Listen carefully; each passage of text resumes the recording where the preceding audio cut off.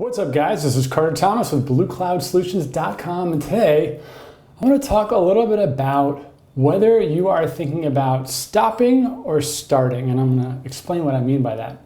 I've been working on a lot of different projects, many of which are emoji related, many of which are app related, and some are just new marketing campaigns that I'm trying. I'm always trying new things, trying new business models to see what works so that I can relay it to my audience.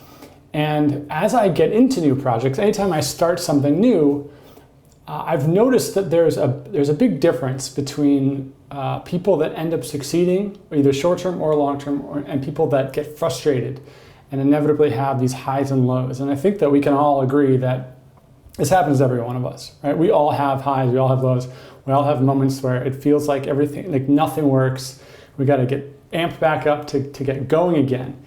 And I think that I had this epiphany moment walking to work that I want to share with you guys that hopefully will help you out and help you stay motivated, stay focused. And what that is having a mindset of, I'm going to wait. You have two options. The first option is I'm going to wait for somebody to tell me what to do, or I'm going to wait till somebody tells me to stop. All right? The first one, I'm going to wait for someone to tell me what to do, is really a fear-driven mentality. And I think it's also more common.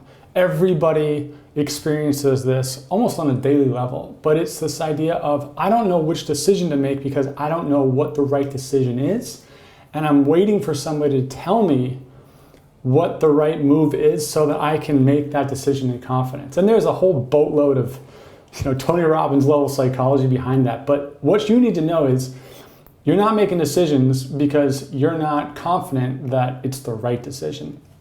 And it causes all this analysis, and it causes all this anxiety, and it's very difficult to have progress because you're constantly, every step of the way, you're second guessing yourself. And so that's the first track when you're looking at a new project or trying something new and saying, well, I need to find out what the right move is before I do it. And then you rationalize it to yourself. Well, I don't want to waste my time. I don't want to waste my money, blah, blah, blah. Now, the other side of the coin is when you start doing a lot of things, and then once you start doing it, you start asking people, hey, am I doing the right stuff? Does this make sense? Does this look right? Am I wasting my time? What do you think of this?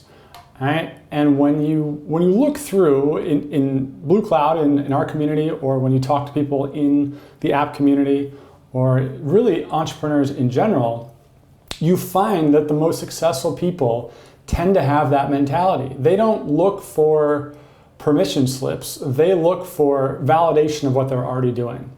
I mean, like some of the guys I talk to the most, right? Some of the top entrepreneurs, guys making huge amounts of money, having a huge impact, very, very passionate about what they do, they all share this one trait.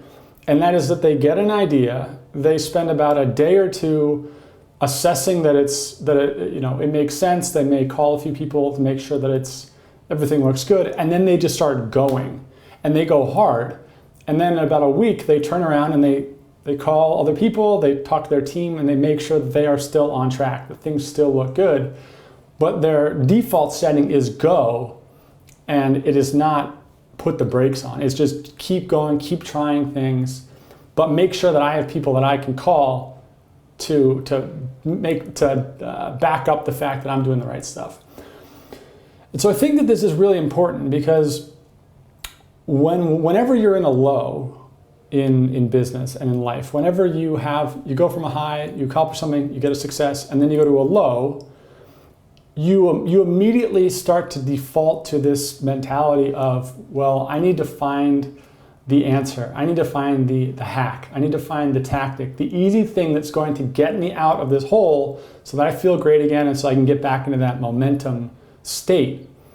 And if nothing else, what I would try to impart on everybody this weekend or this week or this year is it's all about just continuing to push even if you don't know that you're doing it right. Okay, you gotta just keep trying things and start asking questions about, hey, does this look right? Hey, am I doing the right thing? Does anybody have any feedback for what I just did? Instead of what should I do? And so when you start asking people that, you just get in a mentality of producing, of getting results, of getting data, of getting feedback, and getting progress. And I think that one mentality shift, it's small, right? And it's a simple concept, but it's very difficult to do as human beings. It's very hard to do that. But I would encourage everybody for 5 minutes each day to stop and to just look at what you're doing and say, I'm just going to make a decision and I'm going to go and I'm going to try it. And then tomorrow I'm going to spend 20 minutes and assess what happened, but I'm going to spend the rest of my day just doing it, just doing the research, putting up the jobs on Upwork, helping people out. I'm just going to do stuff, and then I'm going to spend a little bit of time making sure it's the right stuff. And I think that if you follow that pattern, you will see that your progress levels go through the roof, and the number of successes that you have over the coming months, coming years will skyrocket as well. So I hope this was helpful. I know that this is something that has made a big difference in my life and in many other people's lives.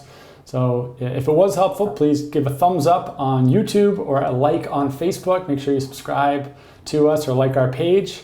And if you're listening on a podcast, please share this with somebody who could benefit from this. This is Carter Thomas from Bluecloud Solutions. I'll talk to you guys later.